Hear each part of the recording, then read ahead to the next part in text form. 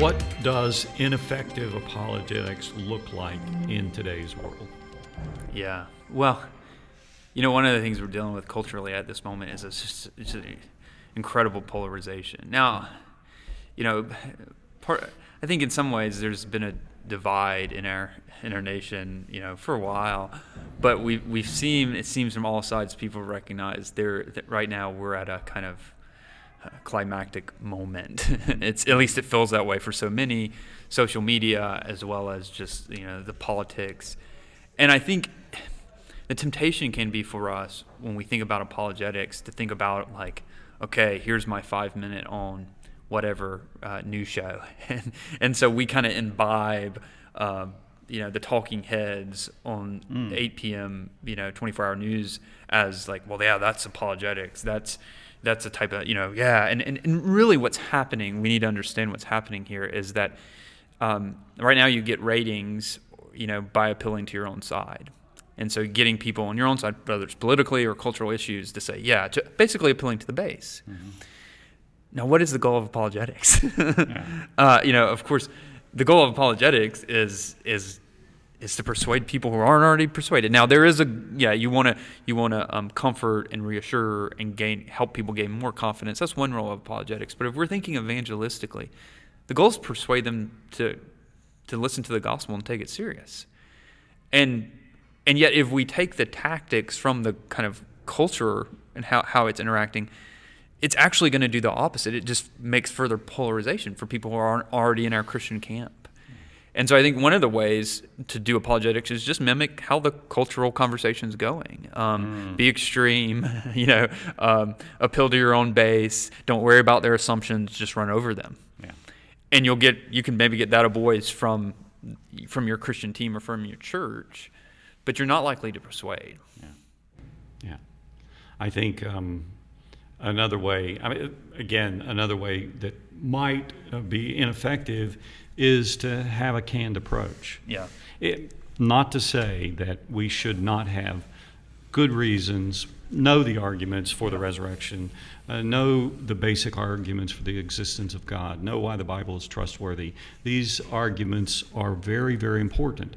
But the danger is maybe we have a favorite apologetic, some argument that convinced us and persuaded us. And we think that if we just get people to this one argument, this proof of the five proofs of the resurrection, or whatever it may be, that it's effective for everyone. And so we don't look across the table at the person in front of us and actually deal with the deepest questions of their hearts, what might have caused them to stray away from a belief in God. Yeah, we've got so poor apologetics doesn't deal with where people actually are, or it takes their objections. Another way to put this is it takes their objections and responds directly to their objections without ever getting at the assumptions that actually lead to these objections. Yeah. And so you take an issue like, for instance, evil and suffering, and somebody has an objection on evil and suffering, which is a huge issue. In this podcast, we're not going to solve that, certainly. But it seems to me one of the assumptions is that people typically make, just because of the air we breathe in our culture, is that if there is a good reason for suffering and evil in the world, I should know it. Mm.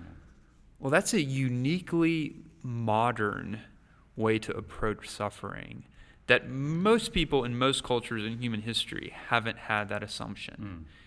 And so if we always simply respond directly to what's being said and never dig beneath the assumptions and say, hey, consider your cultural and historical situatedness. If there is a God, and he's anything like the God of the Bible, then he's going to have reasons that we can't wrap our head around. In other words, you're dealing with the assumptions, and then you can come in with some more things to say about that problem, and a lot more needs to be said. But the kind of, it doesn't play into their kind of standards, letting them set the standard. And I think that can be a problem in apologetic if we don't ever get to these bigger assumptions. Yeah. So as we look at these problems, how do we give people, maybe we could turn it a bit, how do we help people and lead them to hope? How do we avoid doing the the ineffective ways and lead people to hope. Yeah, well, I think so. One of the things we talked about is to start off this podcast is polarization, and so part of the kind of issue with polarization and the issue right now with Western culture is not only their polarization, but attached to polarization is this kind of abiding despair, this loneliness. I mean, if you just you pick up one of my favorite columnists, David Brooks in New York Times, and he's beating this drum, it seems like weekly, that kind of some things happen relationally, the fabric of our society where, we have modern medicine and just incredible things going on, and yet people, the depression rates are sky high, suicide rates are sky high. What's going on? And so people seem to be in despair. And so one of the things we need to do as Christians is to step into their despair and give them hope. And if so, people are hungry for hope or desperate for hope.